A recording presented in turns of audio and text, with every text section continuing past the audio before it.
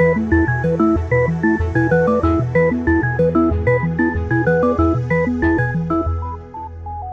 is Blakey Rats. And this is Rantus. Oh, and this Rantus is supposed to give the name of the show because I don't have one. Yeah, this is Robots in the News podcast, apparently. I guess neither of us has a name of the show, but he said he'd say it. So I did, yeah. I did actually. So we're doing a podcast because I'm really lazy and it takes a long time to encode videos. Not just that, but it takes a long time to actually edit them together, and I think that's one of the biggest sticking points. Also, Blakey Rat accidentally deleting like 4 hours of video. It wasn't nearly 4 hours, but it was quite a long time. And I can guarantee that there is going to be zero editing into this, except for maybe like running a filter in Audacity, like the try not to sound like shit filter, which, you know. This is an important part of audio production, by the way. It's not actually named that. I don't know. Well, maybe it is.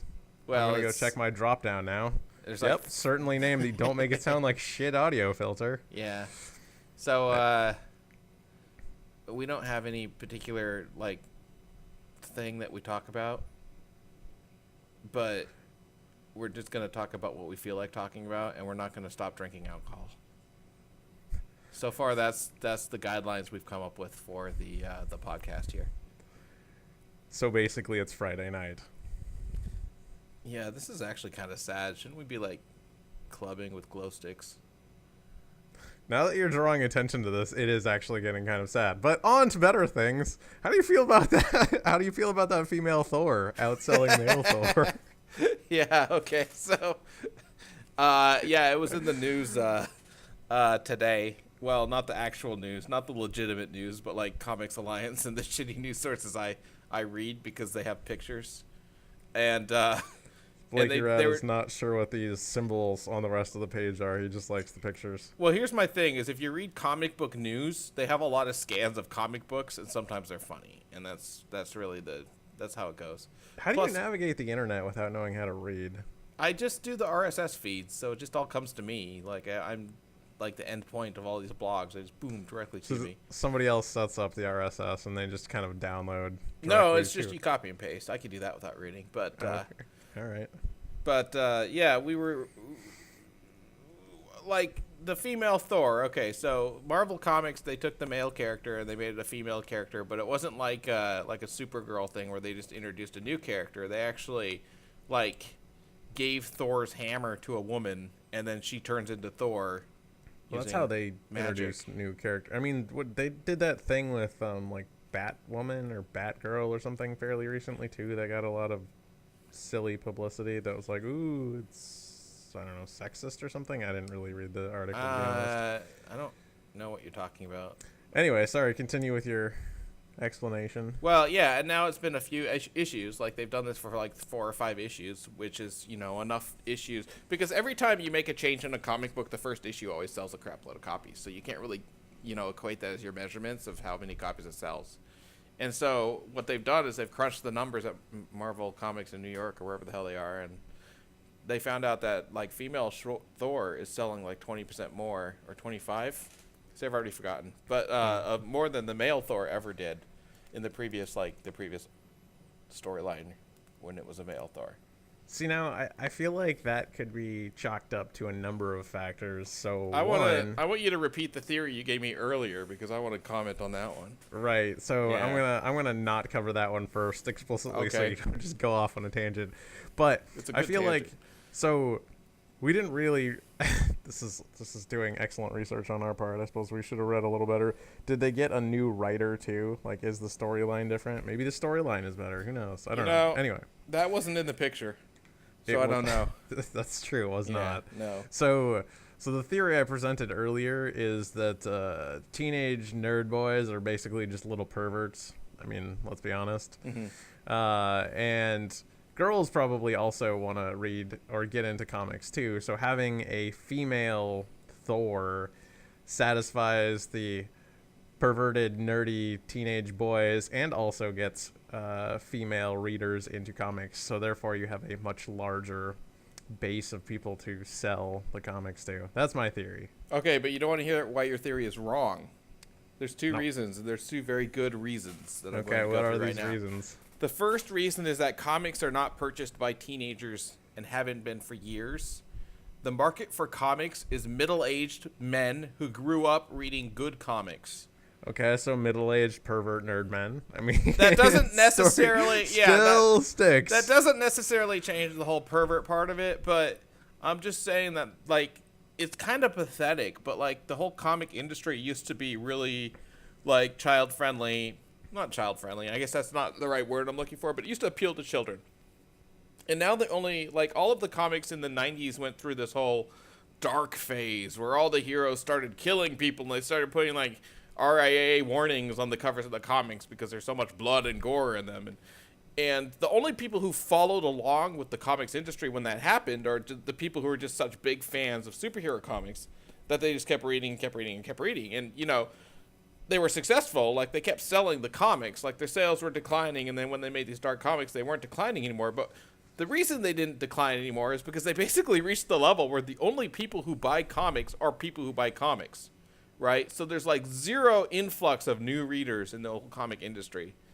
Well, that's probably not entirely true. I don't have any analytics to back this up. I'm basing this based on, like, reading, like, all these news blogs on the fandom. Like, every so often there'll be a new comic that's friendly for kids. Like, they had this comic that was like Supergirl in the 7th grade or something like that. I don't remember exactly, but it was like, and all of the, you know, middle-aged pervert men, I guess, were like, oh, it's great that we finally have some comics that actually appeal to kids. But A, those comics don't sell and they're invariably canceled after 6 months, like always. And B, it's such a rarity that a comic is actually friendly for kids to read that is newsworthy. Like, why is it news that there's a comic book that doesn't have people being disemboweled on every other page? You know? Okay, so here's where I'm going to play devil's advocate. Mm-hmm. So you might be right, and that might be definitely a portion of what's going on, but there are a lot of other very successful adult-themed comics, right? So a lot of the... but they're not superhero comics. Yeah, they are. Like, so Frank Miller. No, right? Stuff like Walking Dead. I mean, there's a lot of successful adult comics that are not superhero comics and have much wider readership. Do you consider Spawn an adult or a superhero comic? I don't think Spawn's been published for like decades, has it? I don't know, but the point is that Spawn was always a violent and popular comic. Right, like that was kind of the beginning of the whole downfall thing I'm talking about. Yeah, but there's always a market for anything, right? So right. But what I'm saying is comics aren't reaching new readers, like readers who have never read a comic before. It used to be, even when I was a kid, and this was in like the 80s, you could go to the grocery store, and at the grocery store rack, there were comic books, and you could buy like a Superman comic at the grocery store. When's the last time you saw a Superman comic at the grocery store?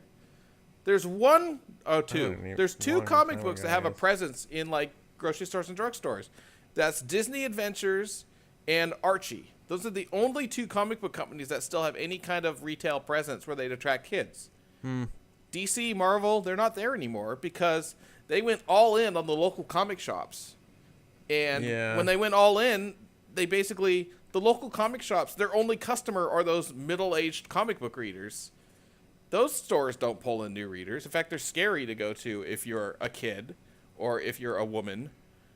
Or if you're anyone who doesn't read comics, because the people who run them are all like horrible, horrible people, and they're greasy. If the grease doesn't scare you off, the actual personality. Well, the smell of the grease. I mean, yeah. So it's not always the case. Obviously, that's stereotyping. I'm talking in horrible generalizations that will probably get angry emails if anyone ever listens to this. Well, whatever. Statistically speaking, you might actually be correct, and people need to understand that statistics are what most people base their judgments on. Anyway. Let me get to the second reason why your theory doesn't work. Okay. Because if your theory was correct, by this point in time, natural comic book evolution would mean that all comic books had female leads. No, see, this is where I disagree, because I think there's the traditional sense, right? Comic books have always been, even though... No, actually, I'm going to roll with your earlier argument. Okay, so the thing is, like, comic books obviously got stuck in a rut, right? So they had no reason to even attempt to change the formula. They had that, like, male power fantasy thing going on that people, have complained about over the years. So they're like, well, this is tradition. Why bother changing it, right? So it could just be that we've Yeah, gotten but to I'd the like point. to point out that that's not old as you'd think, because Superman comics in all of the Golden Age and Silver Age were more silly than they were power fantasies. And Captain Marvel, that was such a silly comic where it was full of gags. His arch nemesis was a talking worm, a super genius worm, who was literally like 2 inches long. I mean, it was. This was. But Yeah. this is before. That didn't happen until like the 80s or the late 70s and 80s is when that change happened. Right. Well, but you remember society has also progressed since then too. Well, it would have been slightly unheard of for, there to be a female superhero in the 50s, really. But there were female superheroes in the 50s. Yeah, just not many. Well, there was female versions of male superheroes is a better way of putting that. Yeah. Yeah.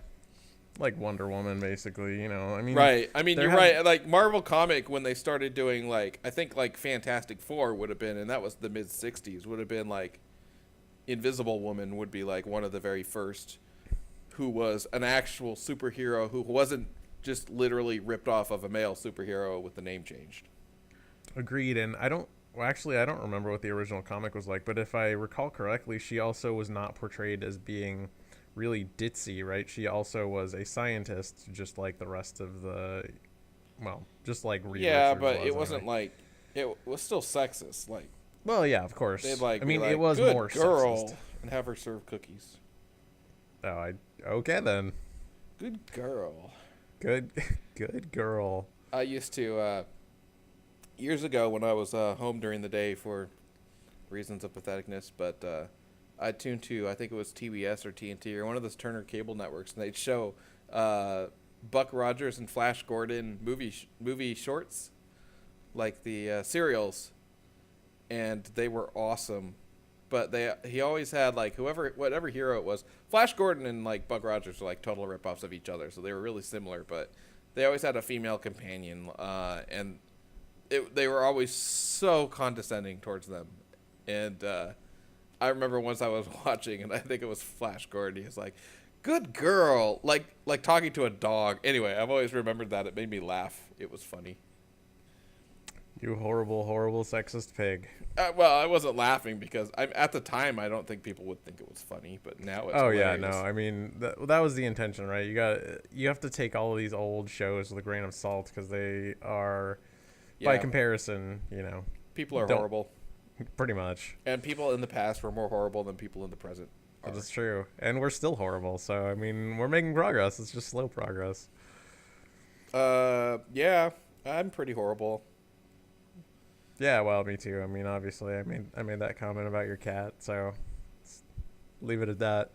So, I'm just curious because I always like talking about this stuff because I feel like you could rant about it for ages. Me personally, or you meaning the generic you? No, you meaning Blakey Rat. You. I can rant about pretty much anything for ages. Well, I know we both can. Okay. To be quite frank. Just reality check. However, this will buck the trend of everything that we've talked about over the last 5 years and the ridiculousness of really hacked together open sourcey type BS skills, which is another topic entirely.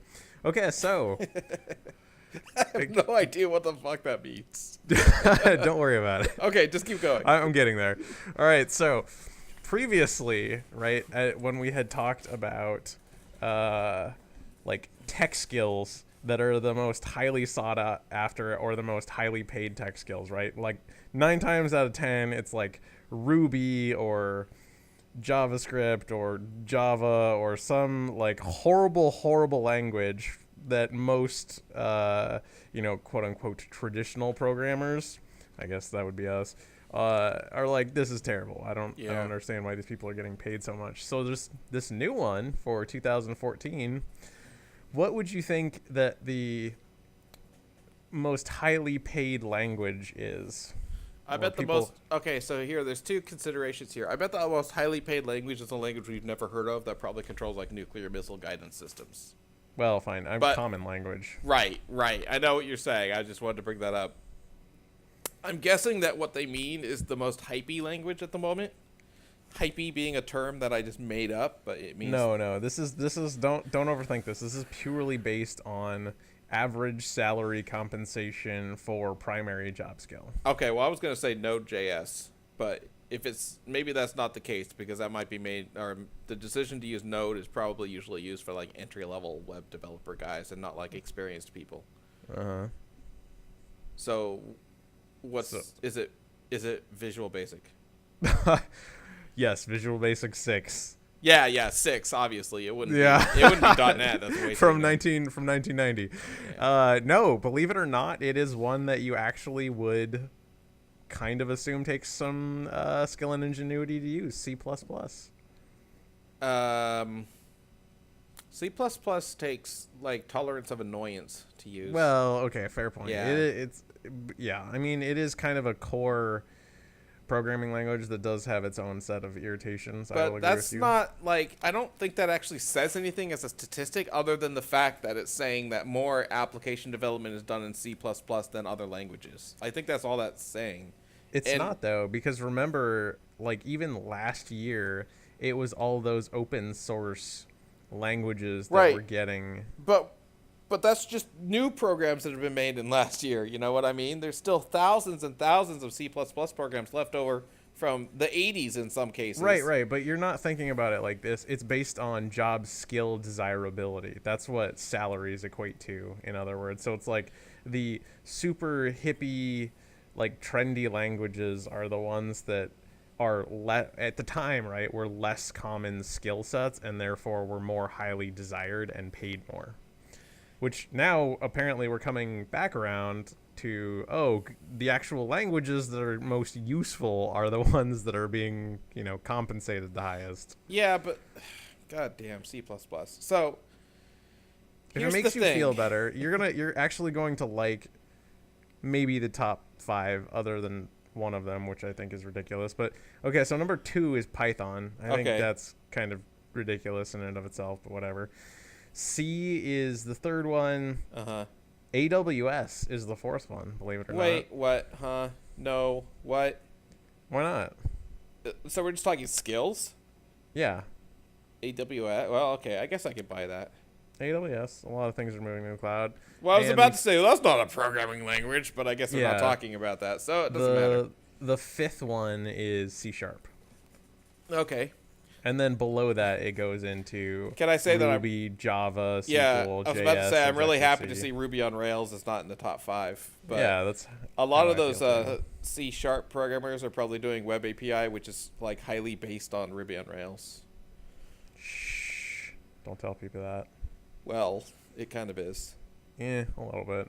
Not entirely, but not in enough large that it's part. called C# on Rails. But yeah. But like a lot of the same concepts, there's this whole idea of your application is developed by convention, and so what that basically means is that like you just declare in your application that your API is CRUD operation, so create, replace, update, delete, and so then you just twist and bend your application so it fits the CRUD rules instead of making up your own rules that are like, maybe create, replace, and then instead of update, it's like create an application for an insurance company and that taking, and you know what I mean. It's like there's other ways of doing things, but what happens is with these libraries, it kind of twists and bends you into doing things a certain way.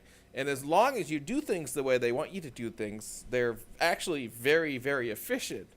The problem is that sometimes you want to do things, you want to go outside the boundaries of what the creators of the library determined. Well, you in particular are notoriously bad somehow at finding. I always get assigned the cases. task. Yeah, I always get assigned the task to do like in an MVC map, or in an MVC application, I have to implement a feature that does not have, like, for instance, a model at all. Like, there's no possible way to create a model, or usually there's no possible way to create a model or a view unless you consider the web page a view, which most people don't, but anyway, whatever. Well, and by and large, that's because you're also pigeonholed and having to work with architecture around the web API that really wasn't designed well to interface with web API, so it's kind of shoehorned in. But yeah, sometimes you get stuck doing ridiculous stuff like that, but it is what it is. So it is what it is. Okay, so here's another one that actually surprised me because I kind of would have guessed it was the opposite of this. if you were to rank traditional IT firm, startup, and then freelance / consultant into like the most highly paid to the least paid, how would you organize that? Consultant would be highly paid. Okay. I would say least paid would be startups, unless you count like stock options as pay. See, that's exactly what I would have said too, and totally wrong. What's the source of this data? Also Is it like valid. just asspoll.com? Quite possibly. Let's Yeah. see. Data by Compass is a data aggregated from Compass users, Elance, Odesk, TopTel, PayScale, Glassdoor. Okay, Glassdoor I came kind of Yeah, like. PayScale and Glassdoor, but I actually applied at PayScale. Really? Yeah, they didn't hire And me. now you know that. There's some PII folks. I wonder if it's interesting, like, if you are applying at a company that literally does basically nothing but keep track of salary averages, and then you have to negotiate your salary. Yeah. Do they, like, just print out their own webpage and say, no, you don't deserve this much? Here's exactly what you should be making based on everything. Yeah. And you're like, shit. Or the flip side is also true. It's like you get hired there and then use the website and you're like, wow, I am making grossly under what I should be making. Yeah, This they seems pretty like much a have problem. to track the market rate. Yeah. Like right in the middle too. As the median goes up, they're like, oh, I guess we need to pay our employees more. That'd be a very awkward situation to be in, but Yeah. so did you know that alcohol has 7 calories per gram I thought, and contrary to popular myth is not a carb? I thought alcohol was like 9 and fat was like 4. Wow, that is so not the case. Fat is 4, protein and carbohydrates are both 4, and alcohol is 7. You know what? I don't care. Well, drink more beer and you'll care. All right. Not surprisingly, almost all calories in hard liquors come from alcohol. I don't even know why this needs to be said. It's like, what else is in hard liquor? It's water, which there's no diet version of water. Sorry. Water just I just is. flipped my shot glass. That's what that sound was. I didn't even hear it. I was ranting. Okay. So We'll keep going then. I'm sorry to yeah. interrupt. I have a story related to this, though. Okay. Okay, well, I'm going to tell my story because this was actually an article on Cracked a few months back, which was kind of interesting. It was by Cracked is one of those sites that, like, they're supposedly a comedy site, but they actually have, like, a lot of really good content. It's kind of like how Playboy, you think, oh, okay, Playboy is just wank material, but then you open one up and you're like, okay, yeah, like about half of it is naked women, but the half that isn't is really, really, really good content that is in the weirdest place that you would never imagine it to be. But anyway, damn, I got distracted by porn. Ugh. But That happens fairly often, by the way. yeah. If you're new to robots in the news, we either talk about furry porn or something else. So buckle your seats and enjoy the ride. So anyway, I was reading Seatbelt, this article I at guess. Cracked. It was about a guy who was an ex-alcoholic and got off of it. But one of the things he mentioned is that when you're an alcoholic, to get your dose of alcohol a day, which is obviously a ludicrous amount, you end up drinking so many calories that you basically don't eat any food, or you eat like so little. And one thing he mentioned is that when you quit alcohol, your body like kind of forgets how to process food, and so it gives you like these horrible shits for like months. While your body kind of has to relearn how to digest food because your body's been operating off the calories and the alcohol for so long. Anyway, I just thought that was kind of interesting. So it's like, it probably also explains why people who are like seriously alcoholic have shits all the time because, yeah. The beer shits. Well, or that and the whatever fact shits, I that, guess. you know, they're living on the street and the only food they eat is like discarded 7-Eleven nacho trays. Well, that certainly doesn't help, and neither does. And when I say trays, I mean they eat the trays, not just like the cheese in it. Yeah. Yeah. Well. And it's like that plastic stuff. It's not good. Yeah, for that's you. an important part. Well, it's roughage, right? Well, it's way Non- too roughage. Non. Way too what is it, roughage. non-digestible fiber or something like that. Yeah, something like that.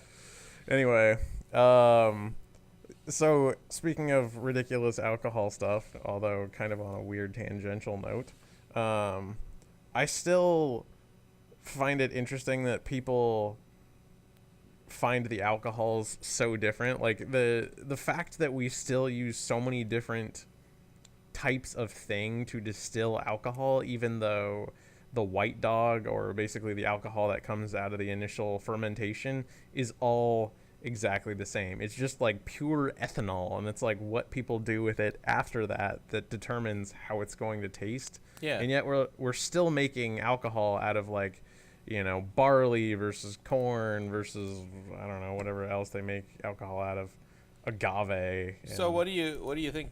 Like, are you saying that what we should do is we should just have? By the way, the FDA approved powdered alcohol. I don't know if you saw that too. I didn't. See that? So Yeah, a couple time to days go ago. snort some, apparently. Yeah, they have some chemical that they can like put the ethanol like inside of a little container made out of some kind of thing that It's like dissolves in liquid. propylene glycol or some Some nonsense. shit, yeah. I think that's transmission fluid, but whatever. Anyway. It's sweetener. I don't know what you're talking about. Oh, okay, whatever. But are you suggesting that if you run a brewery, what you really should do is like just import ethanol from whatever the cheapest source is, Pretty much. and then just mix it in your beer Except instead if of using it's from yeast? China, because the Chinese ethanol probably has arsenic in it. But you know, anywhere else is probably fine. Yeah, I mean, you can. I think the challenge here is that making the alcohol is like an inherent part of the process. Well, sure, but why not do it in the most efficient way possible, right? Because But- I'm sure. But some how of do the you know that's mediums- even more efficient? I'm sure science knows which one is more efficient. Well, but I'm saying even like the giant breweries, like Bud Light, they still brew it with the yeast, right? They Right, don't because just it's tradition. add ethanol. It's tradition more than anything else, right? But do you think they There's- give a shit? If it was cheaper to add ethanol, wouldn't they do that? Maybe they do. I mean, we don't know that they do it the old-fashioned wort and mash way. Well, I mean, it's all run by machines, but I guess I don't know. I'm pretty sure. I'm pretty sure they do. Well, and then maybe they still do it because it's tradition, right? Why not just make it with whatever the cheapest available? Use sewage water that yeast feeds on and turns into alcohol. I mean, let's be I'm honest. pretty sure that they already use piss. Yeah, well, when you're drinking alcohol, you're basically drinking yeast poop anyway. So whatever the cheapest way you can get that Yeah, yeast but that's poop. true of a lot of things. If you eat a muffin, you're eating yeast poop. Any kind of Eh. raised bread has yeast poop in it. Kind of, but the gas Yeah. escapes. It leaves the Well, yeah, the but the holes. poop's still there. Is it? 'Cause Yeah, I thought the poop. I the thought little poop yeast is- are gonna poop wherever they sit. I thought that was just the carbon dioxide. I'm is pretty the sure there's yeast poop also. Yeast poop. I am no expert on yeast poop other than the form that takes liquid form and goes into my mouth. But yeah, This is a good conversation where we don't know anything. We're just talking about like bullshit. We have no idea what's going on. This is awesome. I like it. welcome to Robots in the News, your one Yeah. source of fact. Do you want to talk about On the Elder Scrolls internet. Online? Oh yeah, 'cause let's talk about the fact that you start off with what was it was Right. a chainmail. No, you start off with- Coburg okay, no so- pants. Yeah, so okay, so let me put some background. So Elder Scrolls Online is a game that both of us bought when it came out, stupidly, because it's not very good. And we paid $60 on it.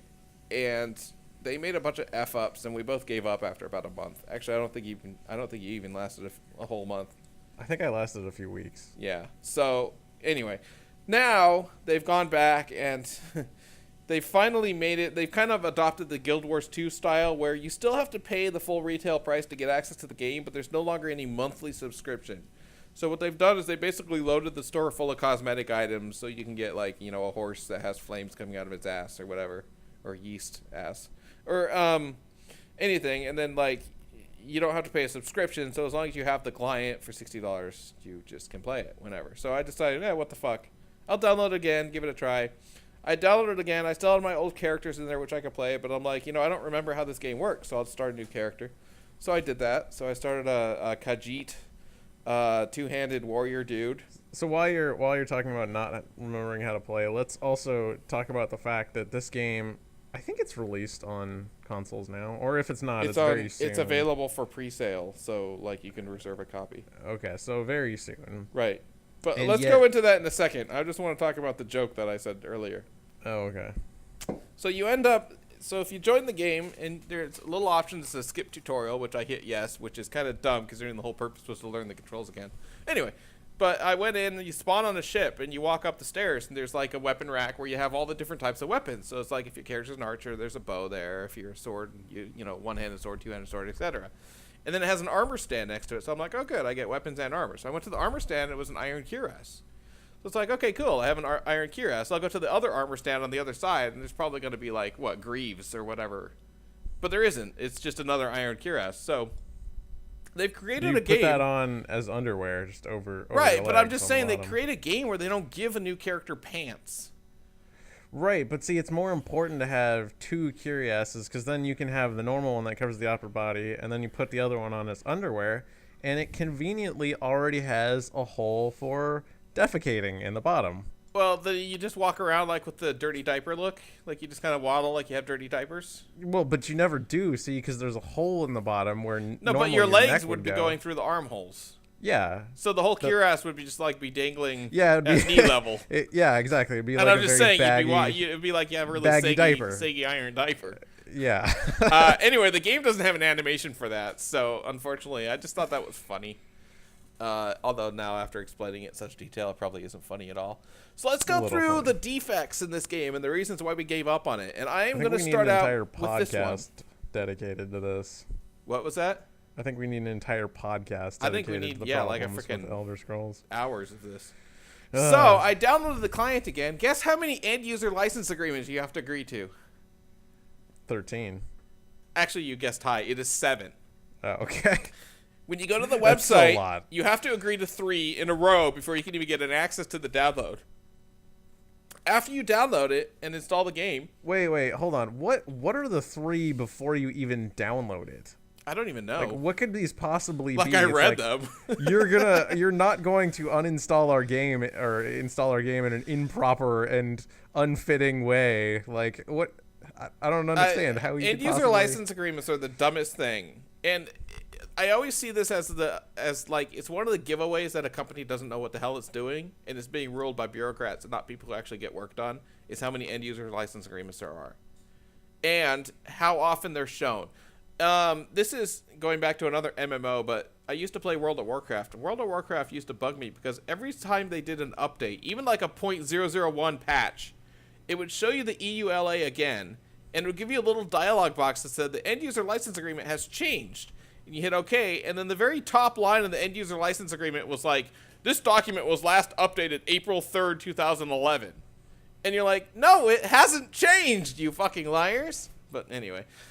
But, like, end-user license agreements, basically, there's nothing in them. Like, they can't really be enforced in any reasonable way. There's absolutely zero reasonable expectation that someone's actually read them. So if, like, ZeniMax wanted to take us to court because there's something in the EULA that says you can't talk about saggy iron cuirass diapers, they can't. Because the judge would just say, well, is there a reasonable expectation that the people read it? And obviously, the answer is no. I skip past. There's goddamn 7 of them. Even if there was 1, I wouldn't read it. But I'm definitely not going to read 7 of them. Yeah, and I think. But if your company has a lot of lawyers who get paid a lot of money to look busy, that's where you end up with them. Yeah.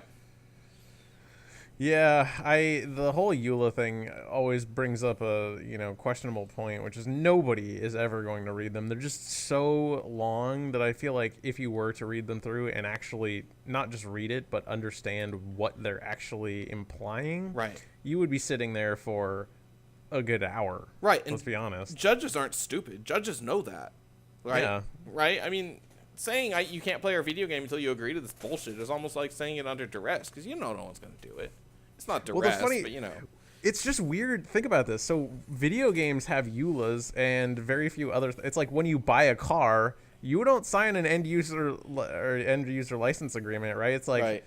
You sign things with the government saying I own this car or whatever else, but It's not like, oh, I'm only going to use this car the way in which said manufacturer specifies that I'm going to. There's a warranty that comes with the car that says if you do something stupid, you void your warranty, but there's not the same thing. Like, games go way above and beyond the point of stupidity with. And you know what's interesting to me?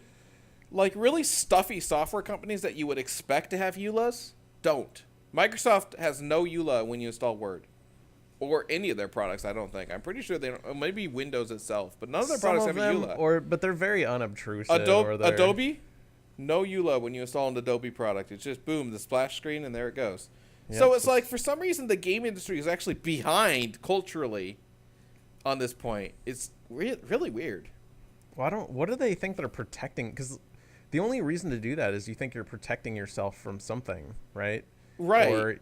Or you're giving yourself the right to. Or your company away, has 8 lawyers working for them that have to look busy. That's my theory. I guess. But the Right. thing is, most of those are boilerplate anyway. It's like, how busy could those lawyers possibly be? Well, when you have 7 of them. Well, it's true. Yeah. Well, then they just become a juggling lawyer act. So I don't know. Okay, so here's the other. Well, not the other. There's a lot. But here's another big problem with the game. No controller support. And I think this is the one you were getting at before. Yeah. Right. This is a game that when they planned out this game, it was planned to be on 3 platforms. PC, Xbox One, PlayStation 4. 2 of those 3 platforms only have controllers, and the third one optionally can use controllers. And yet the game doesn't support controllers on PC. It doesn't make... Not only does it not support controllers, though, the UI is garbage for a PC game. The UI is like 100% designed assuming controllers, but what they did is they just swapped in the A button, they just swapped in the E on the keyboard. And like the Y button became like left control on the keyboard. They just swapped it in. It doesn't make any damn sense. And not only that, but the game's been out now like, what, 6 months? Feels like it. There's been plenty of time to patch in controller support. When they didn't have it on the multiplayer beta demo thing, it's like, okay, whatever, it's not finished yet. Yeah, that's And then they didn't have it on release. It's like, well, everyone remembers World of Warcraft and Captain Placeholder. It's like, I can be a little generous. But 6 months after release, when they've added in all kinds of gameplay features, come on. Yeah, so the game came out just under a year ago, in case you were wondering. Yeah, so it's April been even 4th longer than that. Last year. Yeah. And then the other big issue I have with it, there's 100 small issues I have with it, but the other big issue I have with it is that, so Elder Scrolls Online has a story mode that is forced single player, which is fine. Well, not fine, but no, I'm getting to why it's not fine. Yeah. Which is, okay, so they decided in an MMO to make a series of levels or a series of challenges or whatever you call quests, I guess. A series of quests that you can only complete solo. You're not allowed to group up. You have to do it solo. That's fine. The big tagline of the game is that you can play however you want. You can do whatever character build you want, and you'll be successful in the game. That was like the advertising campaign was built around. You went a totally different way with this than I thought. But anyway, I'll let you finish when I'm done. But yeah, the problem is that you can't beat the goddamn level 40 boss if you're an archer. Oh, okay. No, you did. Yeah. Yeah, it can't be done. So, I mean... It can be done, I think.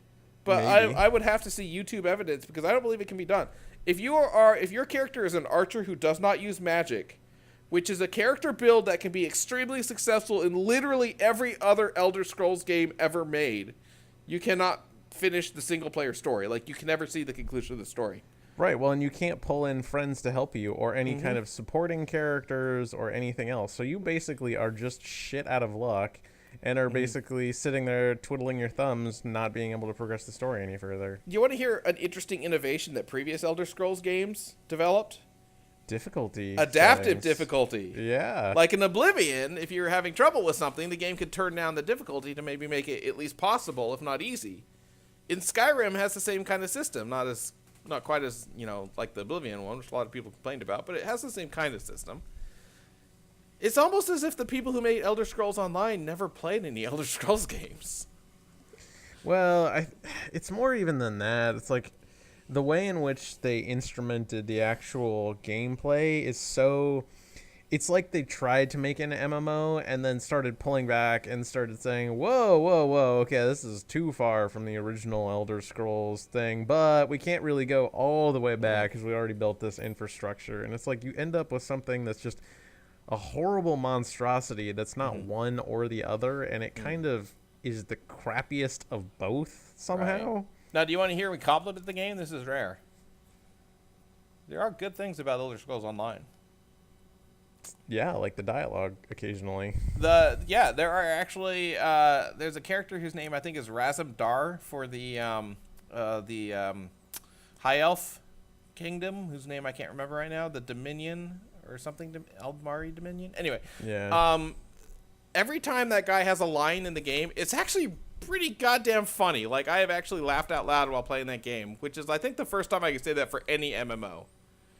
The second thing is that Elder Scrolls Online is, no kidding, a beautiful game. It looks really good visually. I love the character models, and I wish they could be backported into Skyrim, which is actually a good Elder Scrolls game. I would love to play Skyrim, but with the character models from Elder Scrolls Online. Yeah, but the mods. It's a totally different game engine, so I don't think that's feasible. And well, that's probably true. There's also probably copyrighted. I don't know, whatever. I think if anyone did that, it would have to be ZeniMax themselves who own all the property, but whatever. It'll probably never happen, but I would like to see that. I would honestly just like to see them take Elder Scrolls and add multiplayer network code to it so that you could have multiple people in the game. Not change the gameplay at all. Maybe, but I don't want that to be the default mode that they're developing to. No, I agree. I don't want it with to be that. Borderlands, you know. We already have games like that. It's called Borderlands. Yeah, but it's not quite the same. It would be the same, though, if you added that. In my opinion, what they should have done to fix Elder Scrolls Online is, I think they know that there was a huge fan base of the original Elder Scrolls games. Okay, so apparently the reason it's built in the first place is there were a lot of fans that were clamoring for an MMO of Elder Scrolls, and I can't imagine who those people were. Yeah, but everybody who was clamoring, they weren't clamoring for an MMO Elder Scrolls, they were clamoring for multiplayer Elder Scrolls, MMO. right. Yeah. Okay, well, maybe, you know, ZeniMax and Bethesda just completely misinterpreted that desire. But here's what I would have done if I ran ZeniMax/Bethesda. I would have taken the single-player content, and like I said, there's actually a sizable amount of single-player content in ESO where you're forced to play single-player. I would have yanked that out of the game. I would have sold it on Steam at $25 or $30 price point and say, this is for people who like previous Elder Scrolls games. You don't get the MMO features, but you get the single-player missions that we built in this game. You get a look at the beautiful rendered world of Elder Scrolls and the new game engine. You get a look at our beautiful character models. You get to create a new character. It's a discount title like Gunslinger. What's that game called? Gunslinger? Yeah. Just literally Gunslinger? Is it seriously just... Hang on. No, it's something Gunslinger. It's like a colon. Oh, or like Far Cry Blood Dragon. Call of Juarez. Call of Juarez Gunslinger or Far Cry Blood Dragon. There's this market. There's this really big market. I think there's a huge demand for these lower price point games that are, you know, maybe it's not a 40-hour game experience or a 20-hour game experience, but it's 6 hours... quality gameplay. Call of Juarez Gunslinger is like, when did it come out? 2013 or something? It was like the best game I played that year. I really, really enjoyed it. I'm looking at my Steam screen right now. It says I played 5 hours. So that whole game experience cost, I think, $30, took 5 hours to play. Did you finish it? Yeah. Really? Yeah, I told you that. Look at my Chivos. I played through the game twice. That's why. You went through again to get all the quick draws finished. Yeah, if I remember right. And I played it on the harder difficulty right. and whatever else. And but anyway, that's I haven't took played. 11. I haven't played Far Cry Blood Dragon, but it's based on the same concept, and just as evidence that this market exists, look at like Portal and Portal 2 are games of about the same length and about the same production qualities, and they sold for full retail price, right? So their market is there, and I think that's a huge missed opportunity, and I don't think offering that product for sale would have affected sales of the MMO at all. I honestly don't. And people who bought the MMO, like me, and were unhappy with the multiplayer features, could have just played this alternate version and not had to worry about them or think about them. And hey, okay, so I paid $60 instead of $30, and I didn't end up playing half the game because it's all MMO content I don't care about. But you know what? I would have been a happier customer than I was. Assuming that in the course of making this, they rebalanced it so you could actually be successful with an archer. But anyway. Yeah, well, and that's... I mean, you haven't really tried... It sounds stupid, too, because, you know, people are going to be like, well, why didn't you just make a different class, or why didn't you pick magic? But that's not the point of the Elder Scrolls games. The point is you can be whatever you want, and theoretically still be successful. Right. I actually had a conversation with a guy who basically said, well, you know, you can't expect to be successful with every class. And I'm like, in a traditional MMO where I can group, that's fine. Like, if you can get in a group and okay, so the archer doesn't do enough, you know, DPS or whatever, or I don't have enough abilities to block spells coming at me. So I just group up with a tank, and then I'm set, and I can finish the content. Right. But the way I feel now is I feel like I was into this story. I hate, like I said, I hate to admit this because this game has so many flaws, but I want to see the end of the story, and I can't unless I pick a different character class and play through the whole game. And that feels like it's just kicking me in the crotch. How about this as an alternate? If I try the boss fight 3 times and fail 3 times, how about it just gives me a little dialogue box that says, "Do you want to skip this?" Like a lot of games do. No, you can't suggest things like that where why would you ever want to skip something and allow people to just see the story? That's just madness.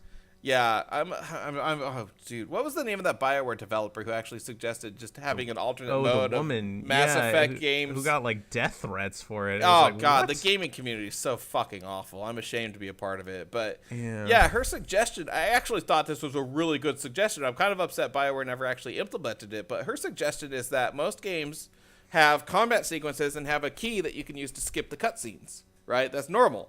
She suggested the exact opposite, especially with the BioWare type, not necessarily cutscenes, but their dialogue segments. She says, we should do the opposite and have a game mode where you just do the dialogue segments and follow the story of, the BioWare game, the Mass Effect or whatever, but you can skip all the combat. And I was sitting there going, I mean, it's such a minor change, it's such a minor thing, but you're like, that's a really good idea. Like, why can't you do it? I paid the same money as someone who really loves the combat. Why can't I see the story too, Yeah, no, and even more so than that, right? So there have been games, right, where you play them through, they have different endings or whatever. I only have time nowadays to play a game through like once. Mm-hmm. It's like if I want to get the content, like the story, the uniqueness of playing through a different way without actually having to, put in the time. This sounds terrible too, but put in the time and effort. I just want the story. Mm-hmm. It's like the only way of doing that right now is going and finding the, cobbled together footage on YouTube, which is terrible. It should just be built into the game. Especially when you've bought it. You paid for that content. Yeah. That's true. And there are types of games, obviously, yes, that's not going to work with Dark Souls. I get it. Not every game has to follow this. But for something like a BioWare game, that would be a perfect fit. It's not even going to work for Elder Scrolls, but that doesn't matter because normal Elder Scrolls game give you non-combat ways of doing pretty much everything in the game. Not everything, but pretty much everything. A lot of things. They're flexible enough, and even like the Fallout series, it's flexible enough that it's not as big a deal. But like for BioWare games, especially like if you really like the first Mass Effect with the simplified combat, and then all of a sudden Mass Effect 2 turns into this cover-based shooter, which is totally different combat system, and maybe you're like, hey, maybe I'm like a 50-year-old sci-fi fan. This is my second video game ever, and I'm not good at video games. I don't know how to use the controller right. And I care about the story because I like the sci-fi thing. There's a lot of people out there like that. Should be catered to. Totally agree. Yeah. Yeah, I think it's... Not me. I'm totally elite. I kill everything in 2 hits. Yeah, always. All headshots all the time. Yeah. But everyone else.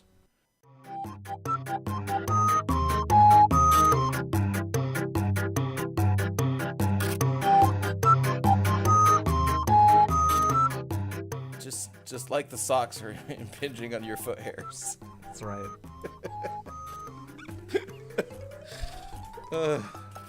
Should I explain the background to that, or should we just leave it?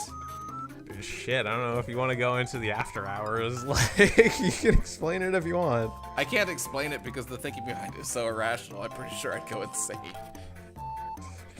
Give it a shot. We'll see what happens. No.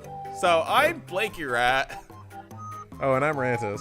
And that has been the Robots in the News podcast. We'll get better at this, I promise.